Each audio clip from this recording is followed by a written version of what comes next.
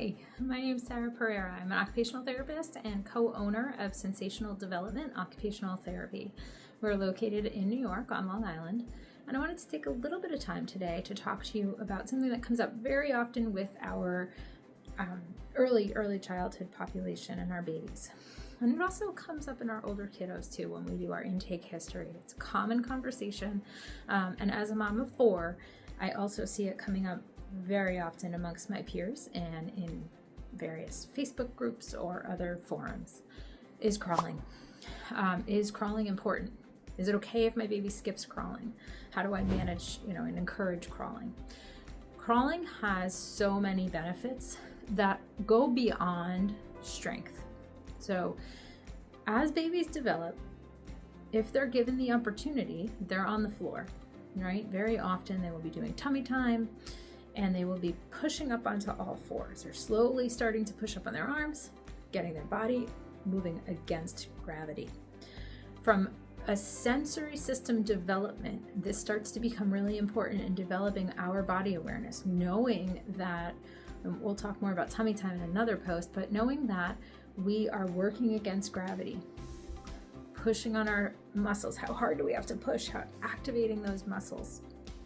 So our proprioceptive system, our body awareness, our vestibular systems are coming into play now. We're moving our head. We're starting to pick ourselves up and realize that we are a separate entity from the floor, right? Where our body ends and the rest of the world begins.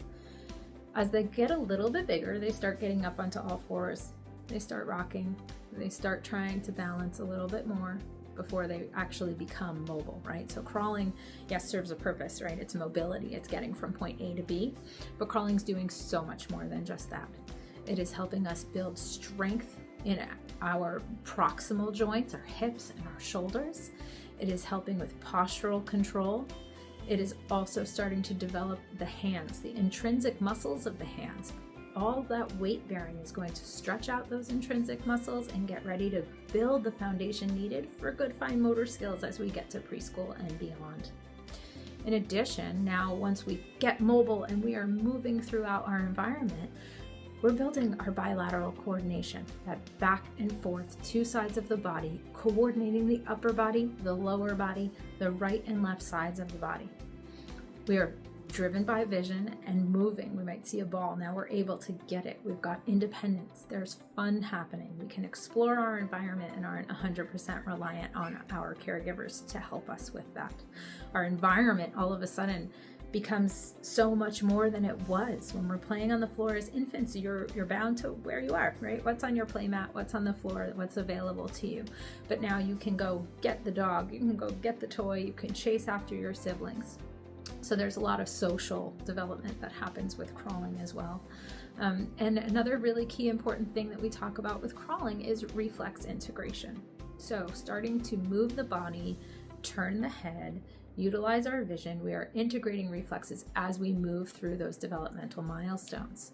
For me as an occupational therapist, I'm not as concerned about when a child starts crawling. There's a really big range of what is typical, what is normal, what is expected. You can look those up. You can talk to your pediatrician, see what's comfortable, talk to your OT or PT.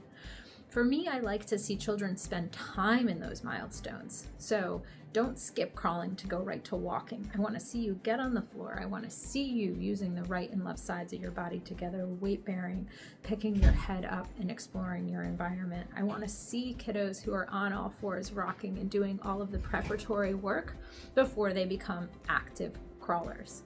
Because before you know it, they become active crawlers, they're active climbers, and then they're up on their feet and walking, and that becomes their primary mode of mobility. So that early mobility of crawling doesn't last all that long, and we want to facilitate it. In addition, there's a lot of things we can do to help kiddos crawl. I love tunnels at that age, balls, toys to encourage them to start crawling. You can put them in that position too, even over your knee, over a ball. You can help to bring their knees underneath their hips. It's something you can absolutely work with PTs and OTs on. Our company's more than happy to do consults with parents if you're concerned about your child's development. Listen to your mom gut. I always say that to everybody after going through, the infant stages 4 times now. and watching them reach those little levels of independence at different times each and every time. Pediatric therapy for the infants looks, a lot of if parents haven't experienced it, they haven't gone through it with their older children, they're not sure what to do, they're nervous, something seems right, is my baby delayed, is something happening? Pediatric therapy is not invasive. It is family-centered, child-centered, and play-based. We try to make it fun and engaging so that we use things that the child enjoys, toys, the lights, cause and effect toys, things like that, to encourage them to move through these developmental milestones in a playful manner. Which again is why getting out of containers and exploring their environment, being on the floor, working against gravity, having that exposure is really important through infancy. And this really does tie into tummy time, so I won't go into that too much right now. I'll go into that in a whole nother soapbox. And that said, if you have concerns about your child and their development in these early months, early intervention is key. The sooner you get to it, the better the child's outcomes will be, because trust me, it's a little tricky to start working on crawling when a child is 6 or 7 years old and you're doing wheelbarrow walks or whatever it is that you're trying to work on in order to integrate those reflexes, build that shoulder stability, work on those hands and that strength and that postural control, because now they can talk and they can protest and they can avoid it a little bit better than when they were infants. But that said, occupational therapists at Sensational Development are available to talk to you about your child's development at any time. You can call our office and we would be happy to help you determine if an evaluation is warranted.